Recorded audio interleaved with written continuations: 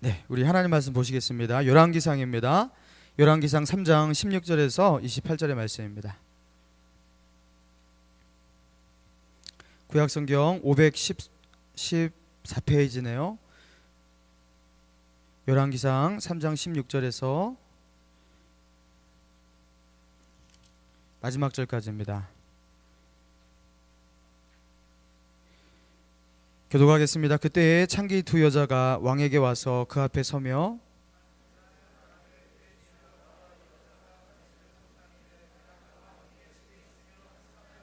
내가 해산한 지 사흘 만에 이 여자도 해산하고 우리가 함께 있었고 우리 둘 외에는 집에 다른 사람이 없었나이다. 그가 밤중에 일어나서 이 여종 내가 잠든 사이에 내 아들을 내 곁에서 가져다가 자기의 품에 누이고 자기의 죽은 아들을 내 품에 누였나이다.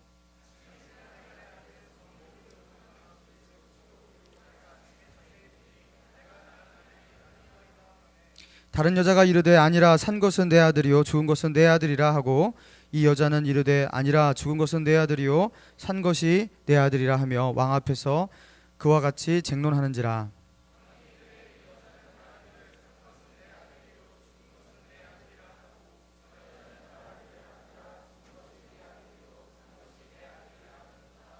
또 이르되 칼을 내게로 가져오라 하니 칼을 왕 앞으로 가져온지라.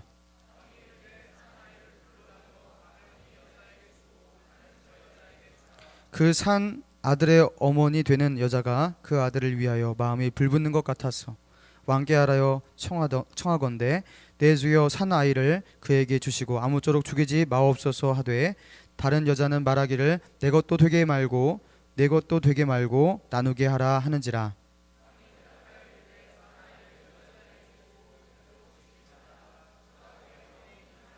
다시 읽겠습니다. 온 이스라엘이 왕이 심리하여 판결함을 듣고 왕을 두려워하였으니 이는 하나님의 죄가 그 속에 있어 판결함을 봄이더라. 아멘. 따라해 보겠습니다. 자기를 폭로하는 자는 영적 광명을 찾는다. 네, 자기를 폭로하는 자는 영적 광명을 찾는다라는 제목으로 같이 은혜를 나누기 원합니다. 작년 가을이었던 것 같습니다. SBS에서 그것이 알고 싶다라는 프로에 나온 이야기인데요. 두 얼굴의 사나이 가락시장의 거지 목사 편이 방송되었어요. 자, 늘상 시장에서 맴돌던 구걸하는 한 남성이 있었는데요. 그는 상인들이 필요로 하지 않는 그 잡동사니를 이렇게 사라고 권하면서 팔아달라고 이렇게 구걸하는 거지였습니다.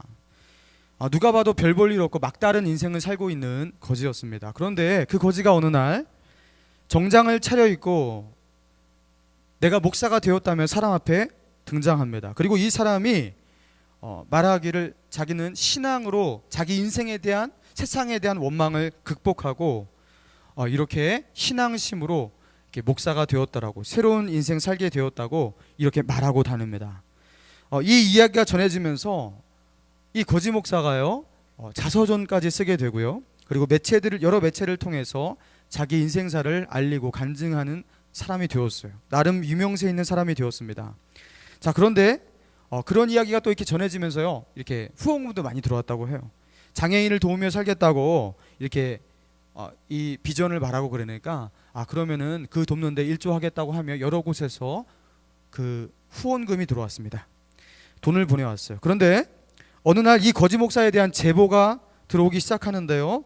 거지 목사가 장애인을 위해 써달라고 보내온 그 후원금 그 돈으로 유흥비로 쓰고 있다라는 그 제보가 들어왔어요. 그리고 이제 그러한 제보를 듣고서 그것이 알고 싶다 팀이 이제 파견된 거예요. 그 수많은 거짓이 밝혀지기 시작하는데 이 친구가 사망해서 이제는 이 땅에 있지 않은 지체장애 1급의 사망한 자의 그 명의로 신용카드를 발급받아서 그것으로 이제 유흥비의 이제 카드를 이렇게 긁고 있는 거예요. 그리고 피부과에 가서 미백 치료도 받고 보톡스 주사도 마시고 맞고 제가 오늘 발음이 좀 좋지 않습니다. 그리고 뭐 100만 원이 넘는 그 고급 안경을 하고 뭐 이런 식으로 하면서 장애인을 돕는다는 명목으로 후원금을 가로채고 그 자기의 유흥과 쾌락을 위해서 이렇게 남을 이용하는 악마와 사기꾼으로 결국 드러난 거예요. 여러분, 그러면서 이게 지상파 방송에 이제 보도가 된 거예요. 여러분, 이 사람의 인생 이제 앞으로 어떻게 되겠습니까? 여러분, 이제는요 회복하기 힘든 거예요.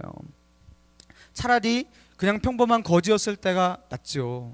이렇게 얼굴까지 팔려서 사기꾼까지 된 상태에서 남의 돈 뜯어먹고 된 상태에서 이제 어떻게 얼굴을 들고 살아갈 수 있겠습니까? 여러분, 이게 바로 이제 폭로의 위력인데요. 여러분, 내가 나 스스로 나의 의지에 의해서 나를 폭로할 때는 크게 위험해지지 않습니다. 그런데 누군가에 의해서, 타자에 의해서 강제적으로 내가 폭로될 때 매우 위험해집니다. 그리고 기회를 잃어버려요. 다시 갱생하고 회복할 수 있는 기회마저 잃어버리게 되는 거예요. 데미지가 상당히 크다는 거예요. 여러분, 이 친구 어떻게 되겠어요? 일단 이 친구는요 콩밥부터 먹고 시작해야 돼요. 감옥에서 몇 년 살고 시작해야 돼요. 회복하기가 힘든 거예요. 여러분, 그래서 자기가 자기 스스로를 폭로하는 것, 여러분 그게 미련한 게 아니라 매우 현명한 거예요. 왜요? 너무 늦기 전에 정직해지고 너무 늦기 전에 자기 스스로 죄를 고백하고 자기를 낮추는 것, 여러분 그게 지혜예요. 그게 미련한 게 아니라 그게 지혜로운 것입니다. 그래서 제가요 나온 김에 말씀드리는데요, 혹시 이곳에서 저 몰래 연애를 하고 있어요. 여러분, 나중에 제가 결국엔 알게 돼요. 여기 스파이가 굉장히 많습니다. 제가 심어놓은 스파이 다 말해요. 알게 돼요. 근데 당사자한테 듣지 않고 뒤로 들어 알게 된다든가 어느 날 저한테 이렇게 들키게 되어갖고, 그렇죠? 오랜 시간 동안 연애하고서 그렇게 하면요 저도 기분이 별로 안 좋아요. 왜 그렇습니까? 예. 연애는요 성공 확률도 높지만 실패 확률도 굉장히 높아요. 그렇죠? 여기서 연애 안 해보신 분 꽤 많으실 거예요. 손들지 마세요. 연애 해보신 분들 많잖아요. 연애했는데 이렇게 잘 됩니까? 안 되잖아요. 여러분들 교회에서 신중하게 나름대로 이렇게 해갖고 만났다, 그거 안 될 확률이 굉장히 높습니다. 근데 안 되면 어떻게 할 거예요? 교회를 떠날 거예요? 여러분, 교회를 옮기고 교회를 떠나는 것은요 직장 3번 옮기는 것보다 더 힘들어요. 여러분, 여기서 한 사람 새가족분들 이렇게 한번 공감하실 거예요.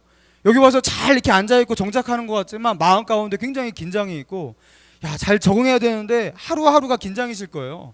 여러분, 그것 알고 새가족분들한테 이게 다가가 주셔야 돼요. 여러분, 교회 옮기는 게 보통 힘든 게 아니에요. 메시지 적응해야 되죠.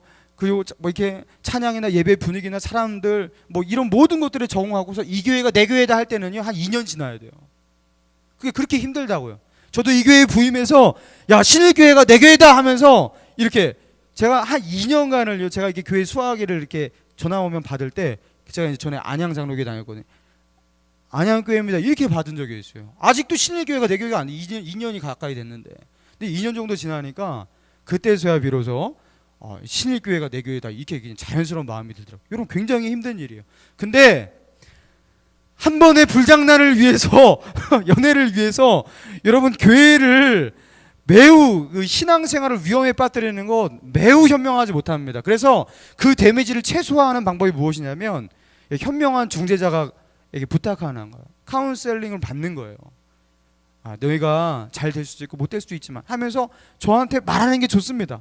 그래서 내가 누구를 마음에 품고 있는데 쟤한테 대시할까요 말까요 이런 거는 할 필요가 없어요. 참 멀티태스킹만 안 하면 돼.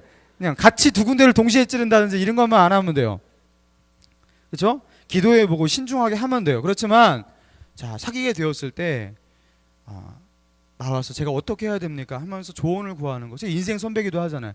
매우 현명한 겁니다. 그럼 여러분이 미처 알지 못했던 것들, 미처 예상하지 못했던 것들, 이런 것들을요 알고 대비하고, 그죠? 하나님이 여러분에게 주시고자 하시는 그런 그 인도를 받을 수가 있는 거예요. 여러분, 그게 현명한 거예요. 자, 기회를 한 1, 2주간 드리겠습니다. 지금까지도 보고 안 하신 분 1, 2주간 드리겠습니다. 이미 제가 다 알고서 제가 말하고 이런 분은 괜찮고요. 찾아오세요. 제가 알고 있어요. 여기 얼마 전에도 사귀다가 실패해갖고 지금 안 나오고 있는 지체가 있어요. 그냥 하는 말이 아니에요. 여러분이 가지고 있는 모든 사적 비밀을 다 폭로하라 이게 아니에요. 자기의 프라이버시도 있죠. 여러분, 모든 정보가 다 폭로되어야 되는 당연히 아니죠. 여러분, 그러나 반드시 폭로되고 알려져야 될 것이 있습니다. 무엇입니까? 내가 그것을 폭로하지 않고 숨기면 그것 때문에 내가 병드는 것들이 있어요. 그것 때문에 내가 그 거짓으로 말미암아, 그 위선으로 말미암아 내 영혼이 병드는 그런 죄가 있습니다. 여러분, 그때는요 폭로를 해야 돼요. 일어서서 소리를 치라는 게 아니라 최소한 하나님 앞에 폭로를 해야 돼요. 하나님, 내가 죄인입니다.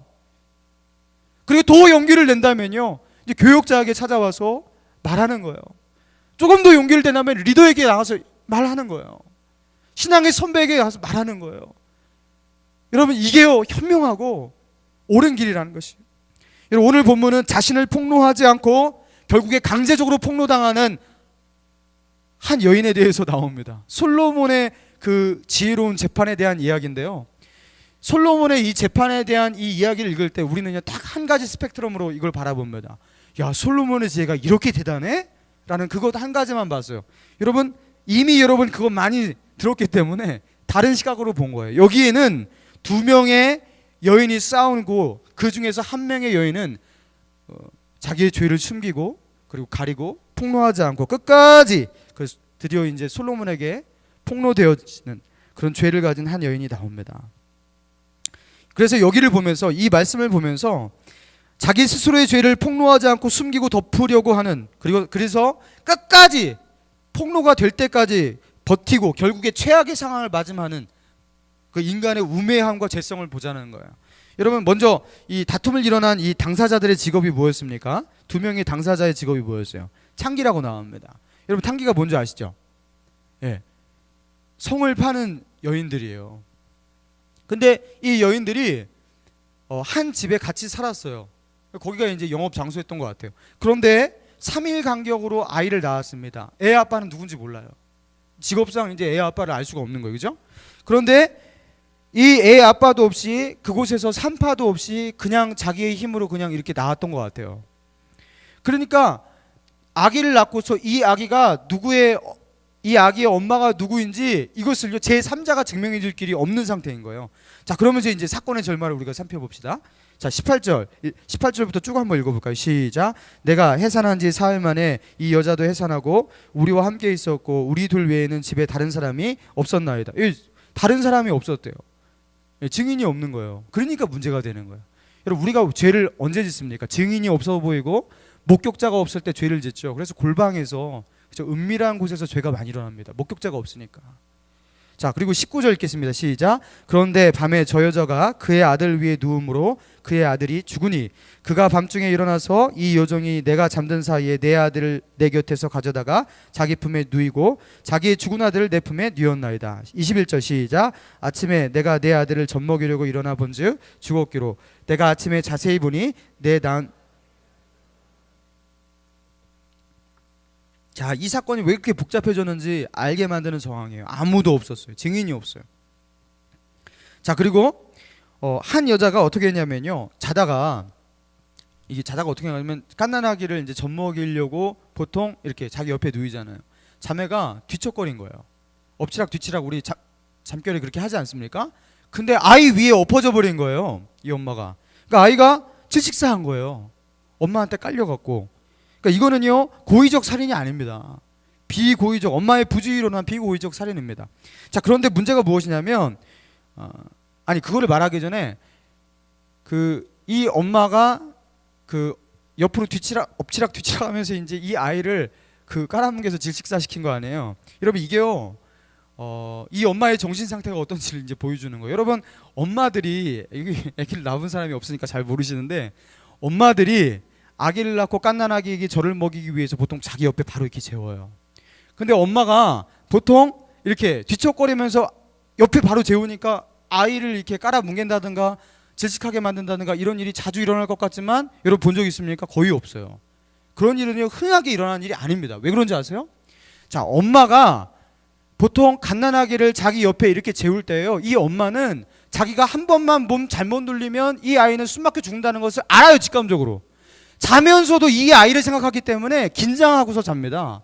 그래서 뻣뻣하게 자는 거예요. 그래서 애기 엄마들이 아기를 키우면서 10시간을 자도 피곤한 이유가 무엇이냐면요, 키우신 분들도 다 알아요. 10시간을 자도 피곤해요. 왜 그래요? 2시간마다 자면 얘가 이제 젖달라고 깨우고 막 이러거든요. 그리고 잘 때도요, 이 아이를 잘못하면 이렇게 손 이런 것들을 이렇게 잘못하면 이렇게 짓눌릴까, 자기가 이렇게 얘를 막지 않을까, 이런 걱정 때문에 몸을 움직이지 못하고 자요. 그래서 그런 긴장 때문에 산모들이 그 아기를 낳고 아기를 돌보면서 그렇게 피곤해하는 거예요, 자매들. 근데 이 엄마가 지금 어떻게 한 거예요? 이 엄마는 아기를 낳은 지 얼마 되지 않은 이 엄마인데 갓난아기를 자기 옆에 두고 그냥 깔아뭉갰다. 이거는요, 이 엄마로서의 정신 상태가 정말로 루즈한 상태예요. 여러분, 이런 일은 거의 일어나지 않습니다.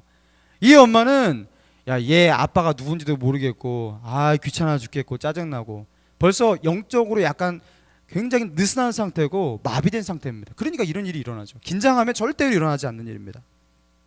자, 그리고 또 이 엄마의 영적 상태를 보여주는 어떤 단서가 무엇이냐면, 이 엄마가 아기가 죽었어요. 여러분, 자기가 낳은 아들이 죽었어. 자기가 깔았어. 여러분, 그때의 엄마의 정상적 반응이 무엇입니까?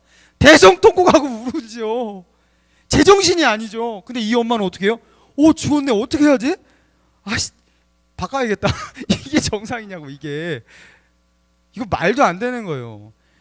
야, 내가 이 아이를 깔아뭉개 죽였다라는 것이 알려지면 내가 이게 얼마나 창피하고 내가 얼마나 큰 비난을 받을까, 이걸 생각할 겨를이 정상적 엄마는 있을 수가 없는 거예요. 근데 이 엄마가 어떻게 하는 거예요? 이 엄마는 그 비정상적으로 그렇게 하는 거예요. 영적 상태, 그 마음의 상태 굉장히 둔화된 상태고요. 비정상입니다. 마비되어 있는 영적 상태입니다. 자, 그리고 이 자기의 죽은 아이를 그 같이 있는 그 다른 여인에게 그렇게 뉘어놓고요, 그 산 아이를 데리고 왔어요. 여러분, 그러면요, 이게 어떻게 그게 쉽게 끝날 일이겠습니까? 그 엄마가 가만히 있겠습니까? 당연히 이거는요, 심각한 싸움이 되는 거예요. 근데 이 엄마는 어떻게 하냐면요, 이 안 좋은 엄마는 진흙탕 싸움으로 몰고 가는 것입니다. 자, 재판을 이제 시작하게 되었겠죠. 그래서 고을에 있는 유지라든가 그 고을의 제사장이라든가 재판을 시작했을 것입니다. 뭐 지방의 이제 작은 법원부터 이제 시작해 올라가듯이 그렇게 시작하는 거예요. 그런데 거기서 이제 끝나지 않는 거예요. 왜요? 막 진흙탕 싸움으로 몰고 와서 이 아이는 내 아이가 맞다고 하면서 끝까지 우기니까. 자, 그래서 이게 올라가기 시작하는데 어디까지 올라간 거냐면요, 최고 재판 자리인 왕 앞에까지 올라간 거예요. 지금으로 말하면 대법원까지 이렇게 올라간 거예요. 그 최고 권력자, 이제 더 이상 올라갈 곳이 없는 마지막 재판 자리까지 올라가서 거기서까지도 어떻게 하냐면 실토하지 아니하고 진흙탕 싸움을 하는데, 자, 22절입니다. 시작. 다른 여자는 이르되 아니라 산 것은 내 아들이요 죽은 것은 내 아들이라 하고, 이 여자는 이르되 아니라 죽은 것은 내 아들이요 산 것은 내 아들이라 하며 왕 앞에서 쟁론하는지라. 왕 앞에서 개판으로 막 싸우는 거야. 막 진흙탕 같이 막 그 싸우면요, 이게 누가 잘못인지 잘 모르잖아요, 그죠? 그래서 거짓된 사람은요, 항상 어떻게 하냐면 진흙탕 싸움으로 몰고 가면서 연막 작전을 피는 거예요. 이게 죄인이 인간의 특성입니다. 그래서 저 사람도 잘못이 있는 것 같잖아, 나도 있는 것 같고 하면서 우열을 가리지 못하게 만드는 거예요. 여러분, 이게 이런 사람의 특징인 것이죠. 자, 그런데 결과는 어떻게 되었습니까? 솔로몬 왕의 지혜 왕인 솔로몬은 하나님의 지혜를 받은 솔로몬 왕의 심리 전에 걸려 들어가고 결국에는요, 발각이 되었어요. 그 어떻게 발각되었는지 여러분 읽어주지 않아도 여러분 다 아시기 때문에 그냥 넘어가겠습니다. 자, 그런데 자, 이렇게 이 여자의 잘못이 폭로되었는데 여러분, 이 여자가 과연 목숨을 부지할 수 있었을까요? 그 시대의 정황과 상황들을 염두에 두면서 여러분 생각해 보십시오. 왕의 자리까지 가서 왕에게 거짓 증언을 하고, 그쵸? 왕의 재판 자리까지 올라가서 거기서 난리를 치고 싸웠던 이 여자, 여러분 살 수 있었을까요? 자, 이 여자는요, 제가 보기엔 100% 그냥 죽었습니다. 왕 앞에서도 거짓말을 했으니까요. 여러분, 이 솔로몬의 재판을 통해서 우리가 주목해야 될 것, 단순히 야, 솔로몬은 위대한 지혜의 왕이었구나, 하나님은 지혜를 주실 수 있구나, 단순히 이것만이 아닌 것 같아요. 여러분, 하나님의 지혜를 가지고, 그렇죠? 하나님의 대리인인 솔로몬이었어요. 그렇죠? 하나님 나라의 대리로 서 있는 그 이스라엘 나라였어요. 여러분, 우리의 인생이, 우리가 사는 이 땅에서의 삶 가운데 마지막 가운데서 하나님 앞에서 하나님의 지혜 속에서 절대로 변명할 수 없고 절대로 숨길 수 없는 마지막 모든 것이 폭로되는 시간이 있을 것, 여러분 이것을 예표하고 있는 것 아니겠습니까? 만약 우리가 우리의 죄를 숨기고 계속 숨기려고 거짓되이 행했던 그 모든 거짓말까지 전부 다 하나님 앞에 폭로되는 그날이 하나님의 지혜 앞에서, 하나님의 눈앞에서 있다라는 거예요. 여러분, 그래서요, 이 에피소드를 가지고서, 이 성경의 에피소드를 가지고서 우리 인생을 봐야 됩니다. 우리의 죄성을 들여다볼 수 있어야 돼요. 여러분, 유병원 사건을 보시지 않았습니까? 유병원이 이 구원파 이 조직을 통해서 일으켰던 그 사업을 통해서 해먹은 돈이 얼마나 많았어요. 수백 수천억 원을 결국 가로챘던 거 아닙니까? 그렇죠? 일단 신도들에게 뭐 펀드 뭐 이런 형식으로 돈을 긁어 모아요. 그리고 그 돈을 가지고 어떻게 하냐면 사업을 일으켜요. 사업에서 수익을 보는데 정당한 방법이 아니라 굉장히 사기적이고, 그렇죠? 부당한 방법으로 이득을 취하는 거. 여러분, 그렇게 해서 약도 만들고 저렇게 세월호 같은 그것도 만들고, 그리고 정부에서 정한 그런 모든 것 하나도 안 지키고 그렇게 하면서 폭리를 취하고, 그리고 그 모든 자금에 대한 이익은 자기 통장으로 입마에 포켓하고 그렇게 해먹고 자기 아들한테 물려주고, 이게 이병헌의 삶이었어요. 근데 그 사람이 그렇게 떠받드는 구원파의 교주였습니다. 여러분, 그런데 이 친구가 이렇게 비참하게 자기의 인생이 폭로될 줄 누가 알았겠습니까? 이병헌이 그걸 상상이나 했겠어요? 죽을 때 이렇게 처참하게 낱낱이 모조리 자기의 시체까지 다 파헤쳐질 줄 어떻게 알았겠어요? 여러분, 폭로가 늦어지면 늦어질수록 이렇게 비참해지는 거예요. 여러분, 하나님 앞에서 숨기고 또 숨기고 위선적이고 외식적인 삶을 살아갈 때 여러분 더 비참하게 됩니다. 더 비참한 미래를 준비하고 있는 것이에요. 사랑하는 여러분, 우리는 죄를 안 지을 수가 없어요. 그리고 우리는 거짓이 없을 수는 없습니다. 그러나 우리가 명심하자는 거죠. 우리가 죄를 죄로 알게 되었을 때, 그리고 자기에게 거짓이 있음을 알게 되었을 때 더 이상 아닌 척 하지 말라는 거예요. 자기는 괜찮은 척. 여러분, 이것만큼 위험한 일이 없다는 것입니다. 여러분, 자기가 스스로 하나님 말씀 앞에서 자기를 폭로하는 것, 여러분, 이거는요 가장 큰 지혜고요, 하나님이 기뻐하시는 용기인 것입니다. 누군가는 나를 고자질해서 나의 거짓됨이 타자에 의해서 폭로될 때 여러분 감당하기 힘듭니다. 하나님의 손으로 나의 실상을 폭로하기 전에 내가 스스로 나를 낮추고 내가 나를 폭로하는 것, 여러분 그렇게 하는 것. 여러분, 이 거짓된 여자가 솔로몬의 재판 자리에 오기 전까지 여러분 얼마나 많은 재판을 거쳤겠습니까? 그리고 자기 스스로를 폭로할 수 있는, 자기가 거짓이라고 말할 수 있는 자백의 기회가 얼마나 많았겠습니까? 근데 한 번 거짓말하니까 이 거짓이 들통나면 이거 자기에게 불이익이 있을 것 같으니까 점점점 거짓에 거짓을 쌓아 올려가는 거예요. 그리고 마지막에는요, 자기의 목숨을 잃게 만드는, 그죠, 치명적인 거짓까지 가는 거예요. 왕 앞에서도 거짓말을 하는 거예요. 여기서 이 본문이 암시하는 것은요, 우리의 인생 하나님 앞에서 절대로 속일 수 없다. 그리고 속일 수 있다고 하는 것은, 하나님의 지혜와 그 눈앞에서 나를 속일 수 있다는 것은 우리의 순전한 착각이다라는 것. 잘 숨기고 살면 행복한 것이 아니라 잘 숨기는 그것 때문에 결국 우리는 비참하게 된다. 여러분, 그것을요 암시하고 있는 본문인 것이에요. 여러분, 예수님께서 그래서 우리에게 이렇게 말씀하셨습니다.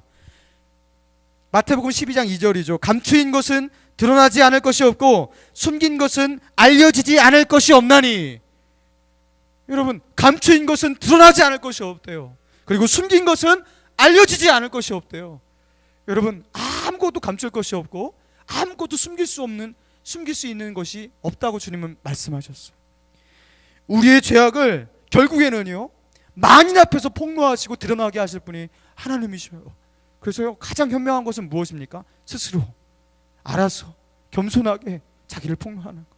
하나님, 저는 죄인입니다. 하나님께서 나를 미련한 자라고 강팍하고 회개하지 않는, 그리고 하나님께서 기회를 주시잖아요. 회개할 기회를 주시잖아요. 내가 창조주고 너희는 피조물이고 너희는 죄인이고 나 없이는 너는 절대로 행복해질 수 없고 이 땅을 살아갈 수 없는 연약한 자임. 하나님이 자꾸 말씀하시잖아요. 근데 우리가 뭐라고 합니까? 나 괜찮은데요? 뭐 하나님 없어도 해피해질 수 있는데요? 여러분, 이게 다 거짓입니다.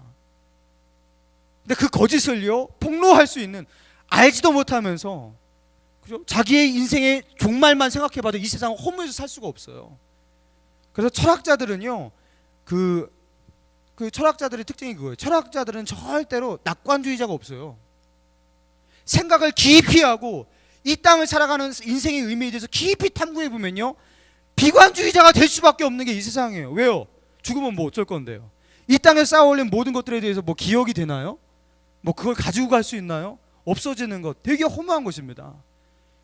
가만히 생각해 보면요, 허무에 쌓일 수밖에 없는 세상이에요. 근데 뭐가 잘났다고 괜찮은데요? 스스로를 속이고 있는 거예요. 하나님이 기회 주실 때 겸손하게 고백해야 되는 거예요. 여러분, 제가 아는 어떤 부부의 이야기를 해드릴게요. 그 남편이요, 참 성실하게 일을 해서 월급을 타고 돈을 벌어다 주었습니다. 근데 그 아내가 신앙심이 있는 아내였고요, 정말 하나님을 잘 섬기는 아내였어요. 근데 이 아내가 남편이 그 아직 신앙이 투철하지 못한 거예요. 그래서 자기가 하나님이 주신 이 돈을 가지고서 좋은 일에 쓰고 싶은데 남편이 이제 믿음이 이렇게 없으니까 허락을 잘 하지 않을 거 아니에요. 그러니까 이 여인이, 이 아내가 어떤 지혜를 짜내냐면요, 남편 몰래 사람을 돕기 시작하는 거예요. 그리고 남편 몰래 교회에다가 헌금도 합니다. 나름대로 교회에서는 신실한 사람이었어요, 여러분. 그런데 이 아내가 이 나름대로 선한 지혜를 가지고 남편 몰래 선한 일을 한 거죠. 선한 일을 하는데 누군가를 돕기도 하고 이렇게 교회에 헌금도 하고 그렇게 하는데요, 그것 하다가 남편 몰래 그렇게 좋은 일을 하다가 어느 날 어떻게 하냐면요, 남편 몰래 누구에게 이렇게 돈을 꿔주기도 합니다. 몇 천만 원을요. 근데 그 사람이 갚지를 않는 거예요. 그리고 그 돈을 메꾸려고 어떻게 하냐면요, 펀드에 손을 댑니다, 남편 몰래. 근데 그것도 날려먹었어요. 그래서 이거 돈을 메꾸기 위해서 어떻게 해야 돼요? 부동산 투자를 합니다, 남편 몰래. 근데 집값이 폭락했어요. 그래서 그 돈이 이제 억대가 된 거죠. 그것을 메꾸기 위해서 이제 어떻게 하냐면요, 은행, 카드, 사채까지 갑니다, 남편 몰래. 처음엔요, 남편 몰래 선한 일을 하기 때문에 다 정당하다고 생각했어요. 좋은 일을 하는 거니까. 근데 여러분, 선한 것도요, 남편이 벌어다 주는 돈을 가지고 그의 허락 없이 남편 몰래 헌금하고 남편 몰래 누군가를 돕고, 여러분, 하나님 그거 기뻐하지 않으세요? 투명해야죠. 정직해야죠. 여러분, 결국 남편 몰래 이렇게 하다가요, 어떻게 되었냐면 사채 회사에서 독촉장을 집으로 보내오는 독촉장 편지와 독촉 전화 앞에서 모든 것이 폭로됩니다. 결국엔 몰래가 안 되는 거예요. 혹독한 시련이 다가왔어요. 제가 이런 이야기를 듣고서 그런 생각을 했습니다. 조금만 더 빨리, 자기가 잘못했잖아요, 더 빨리 그것을 남편에게 말했더라면 좀 혼날 수 있죠. 남편에게 무시를 당할 수 있죠. 네가 어떻게 그럴 수 있냐고 꿀밤을 쥐어박을 수도 있죠. 그렇지만 그거 자기가 잘못했으니까 감내하겠다고 좀만 용기를 내고 폭로를 했더라면, 그렇다면요, 사채까지는 가지 않아도 됐고요, 그렇게 막장까지 가지 않아도 됐어요. 근데 끝까지 자기의 거짓됨을, 자기의 실수를 덮고 또 덮고 또 덮고 은폐하려고 하다가요, 나중에는요 감당이 안 되는 지경까지 가는 거예요. 여러분, 우리가 이렇게 우매합니다. 끝까지 가려고 해요. 여러분, 왜 그렇게 합니까? 사랑하는 여러분, 투명해지셔야 돼요. 여러분, 실수할 수 있어요. 죄 지을 수 있어요. 그러나 실수했고 죄를 죄로 알았으면요, 더 이상 숨기지 말라는 거예요. 그 깨달음이 있을 때 자수하는 것, 재빨리 자수하는 것, 여러분, 그게 가장 현명한 길이에요. 그리고 자기를 폭로해서 광명을 찾으라는 거예요. 여러분, 영적인 것도 그렇습니다. 여러분, 누가 영적으로 성장하느냐? 죄에 안 짓는 사람이 죄에 안 짓는 사람이 어디 있어요? 거짓이 없는 사람이 어디 있겠어요? 여러분, 그런 사람이 없습니다. 죄 짓고 거짓이 있죠. 그러나 용감하게 자기를 고백하고 자기의 죄를 고백하고 회개할 수 있는 겸손한 사람. 다윗처럼 선지자 나단이 와서 네가 우리아를 죽이고 남의 남편의 여자를 갈취한 아주 못된 놈이다, 선지자가 말할 때 왕이면 왕의 권력으로 어떻게 할 수, 입막음할 수 있잖아요. 그런데 다윗이 어떻게 합니까? 내가 죄인입니다 하면서 그날부터 자기의 눈물로 침상을 적시잖아요. 그리고 모든 신하들 앞에서 그냥 고개를 숙이잖아요. 왕은요 그렇게 하지 않아도 됐어요. 그 선지자 하나 그냥 입막음하면 되는 거예요. 여러분, 그러나 그 폭로 앞에서요 그냥 철저히 낮아지는 것. 여러분, 그러니까 다윗이 다윗 된 거예요. 수년 전에 유명한 어떤 목사님의 성추문 사건이 있었어요. 여러분, 이 사건을 통해서 많은 사람들이 상처받고 큰 실망을 했었습니다. 그 목사님이 누구냐 알 필요가 없어요. 근데 이 목사님 때문에 상처를 더 크게 받은 게 무엇이냐면, 알려질 대로 알려졌는데 이 목사님은요 이실 짓고 고백하며 겸손해지질 않는 거예요. 조금만 들춰내도요 그냥 모든 것이 드러나는 상황인데도 끝까지 그것을 덮으려고 하는 거예요. 그것 때문에 더 큰 상처를 받고 그나마 동정을 가지고 있는 사람까지 등을 돌려버렸어요. 여러분, 투명성이라는 게 얼마나 중요한지 몰라요. 여러분, 숨기려고 하고, 그렇죠? 아닌 척하며 살고, 여러분, 이런 성향을 키우면 안 됩니다. 투명해야 돼, 정직해야 돼, 좀 솔직한 사람. 여러분, 그런 사람이 되시길 바랍니다. 여러분, 하나님 앞에서 똑같아요. 시편 139편 23절 24절에서 시편 기자가 이렇게 고백합니다. 하나님이여 나를 살피사 내 마음을 아시며 나를 시험하사 내 뜻을 아옵소서. 내게 무슨 악한 행위가 있나 보시고 나를 영원한 길로 인도하소서. 여러분, 이 기도가 참 위대합니다. 뭐라고 말하고 있냐면, 나를 살피사 내 마음을 아시며 나를 시험하사 내 뜻을 아옵소서. 하나님, 내 마음을 조금도 하나님 앞에 숨기지 않겠습니다. 하나님이 시험해 보세요. 하나도 숨기지 않기를 원해요. 다 들춰내 보세요. 죄면요 죄라고 말씀해 주시고 하나님 앞에 투명하게 살겠습니다. 여러분, 그런 신앙의 자세예요. 여러분, 믿음이란 하나님 앞에서 투명성, 이게 얼마나 중요하냐면요 믿음은요 다른 게 아니에요. 신앙이란 다른 게 아니에요. 영적 투명성이에요. 영적 투명성. 여러분, 따라해 보실까요? 영성은 투명성이다. 영성은 투명성이다. 영성은요 투명성이에요. 그 사람이 뭘 가지고 그렇게 투명해지겠어요? 사람이 정직해지겠어요? 하나님 바라보고 하나님 믿으니까, 하나님이 이것을 기뻐하시니까 사람이 정직해지고 투명해지는 거거든요. 여러분, 그래서 영성은 투명성이에요. 투명하지 않은 신앙은요 거짓된 신앙이에요. 투명하지 않은 사람에게 영성이 있다? 절대 그럴 수가 없습니다. 투명하지 않은 사람은요 보통 영성이 없어요. 그 사람은 다른 사람을 예수님께로 인도할 수 있는 호소력이 없어요. 영성이 없기 때문에. 여러분, 투명성이 영성이에요. 여러분, 싱크홀이라고 여러분 아십니까? 얼마 전에 지난 28일 날 인천 영종도에서 도로가 6m 깊이로 확 내려앉았대요. 6m 굉장히 크잖아요. 그러면서 아스팔트에 큰 구멍이 뚫리고 신호등이 쓰러지고 그런 일이 일어났대요. 그리고 그 이전에도 한 일주일 전쯤인가 경기도의 한 아파트의 인도가 2m가량 확 주저앉았대요. 구멍이 확 뚫리는 거예요. 여러분, 이게 싱크홀이거든요. 싱크홀. 자, 그리고 2012년에 인천 지하철 공사 현장에는요 엄청난 싱크홀이 생겼는데 27m 깊이 싱크홀이 생겼어요. 굉장히 위험해요. 떨어지면 죽죠. 여러분, 우리나라 도시의 이 바닥에서 막 싱크홀이 갑자기 이렇게 생기는, 조심하세요. 걸어가다가 그냥 생길 수가 있어요. 작게는 수십 미터, 많게는요 수백 미터 싱크홀 막 이런 것들이 생기는 거예요. 근데 보통 도시에서 일어나는 이 싱크홀이 왜 이렇게 생기냐? 도시에서는 일어나는 싱크홀은요 보통 낡은 상하수도관에 그 뚫린 그 구멍으로 그 수도가 막 흐르잖아요. 그 수도가 몇 년 흐르기 시작하면요 거기에 이제 구멍이 생긴대요. 그러면서 집안이 내려앉는 거예요. 그런데 전 세계적으로 도시가 아닌 지역에도요 거대 싱크홀이 있는데 세계에서 가장 깊은 싱크홀 멕시코에 있대요.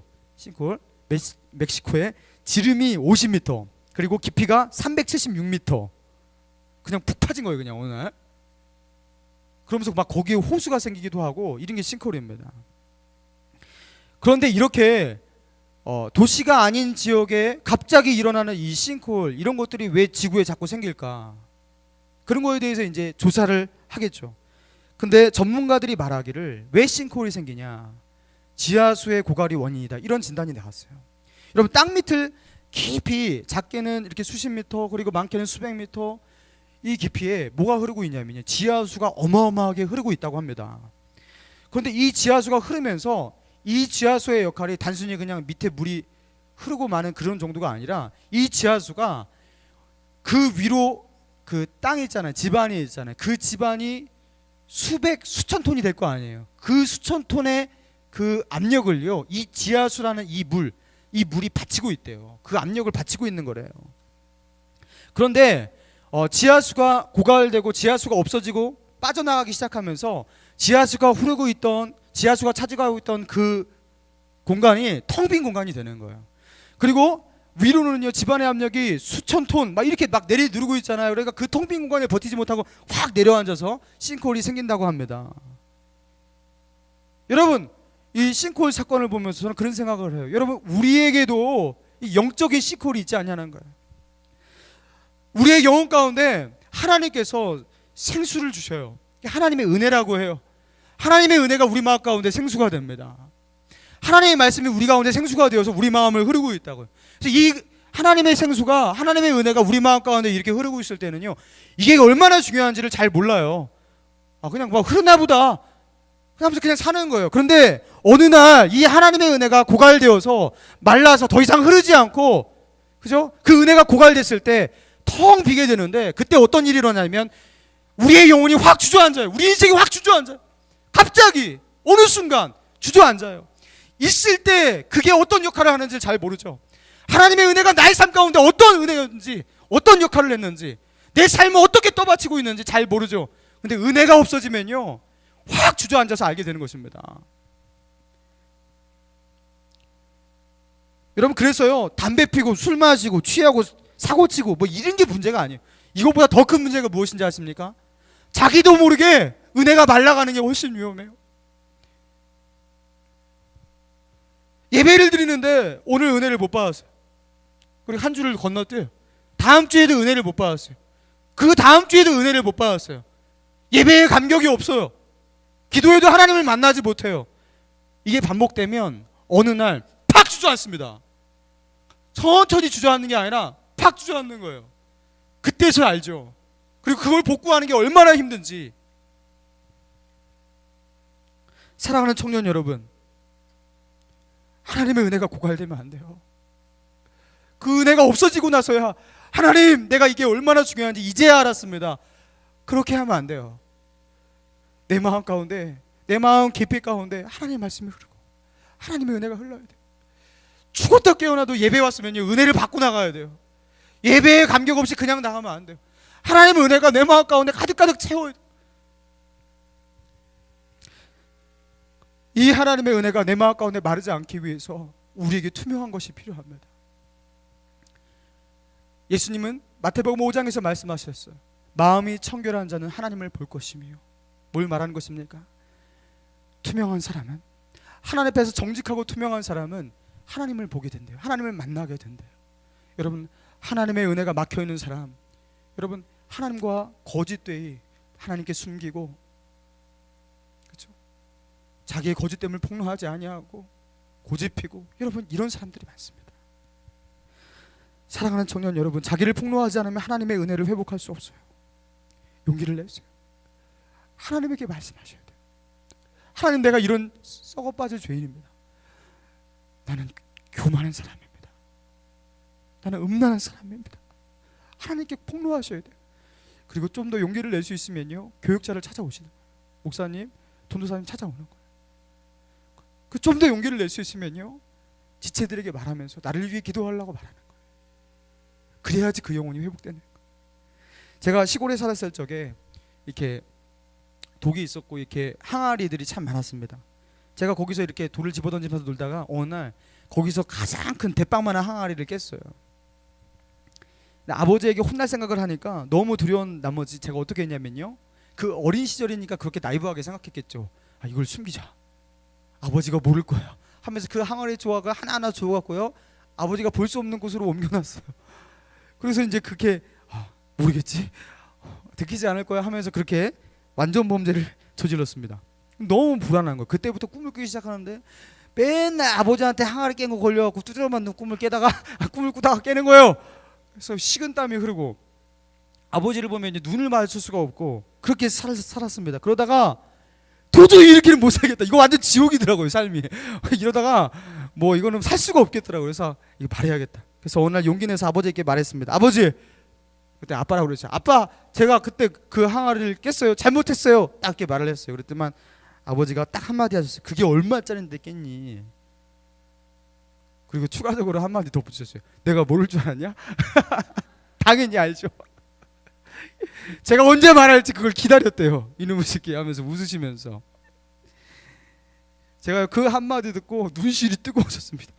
지옥같이 살았고요. 제가 며칠 동안 정말 지옥같이 살았는데, 야, 이거를 이렇게 고백하면 될 거를 여기서 그 고백을 하고서 용서를 받고서, 그리고 아버지가 또 아무 소리 안 하시는 이것 때문에 막 눈시울이 뜨거워지면서 제 마음 가운데, 아버지 다시는 내가 이런 짓을 저지르지 않겠습니다, 그런 말을 했어요. 여러분, 이렇게 사건이 종료되었습니다.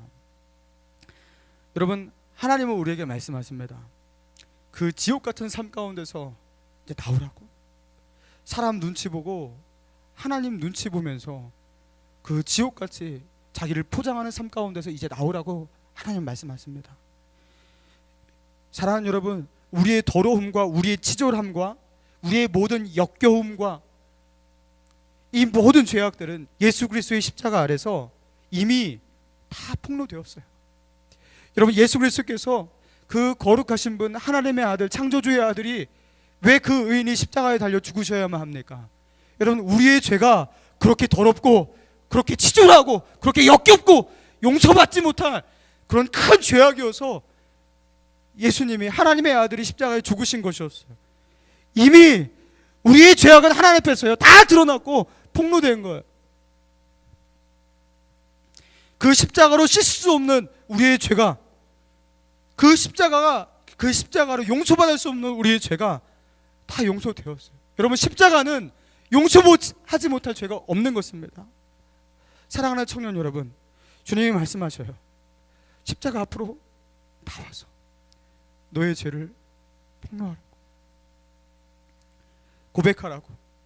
더 이상 외식하지 말라고, 더 이상 괜찮은 척 하며 살지 말라고, 더 이상 예수님이 그토록 미워하셨던 바리새인과 같이 살지 말라고 주님은 우리에게 정직을 요구하시면서 우리에게 말씀하십니다. 자기를 폭로하는 자가 예수 그리스도의 십자가의 사랑을 얻을 수 있습니다.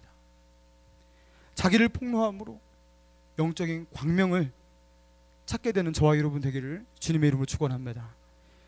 우리 주신 말씀 생각하면서 이 시간 기도하길 원합니다. 이 시간 기도할 때 우리가 여기서 우리의 입으로 하나님 앞에 하나님께만 들릴 수 있는 목소리로 기도했으면 좋겠어요. 하나님, 내가 죄인입니다.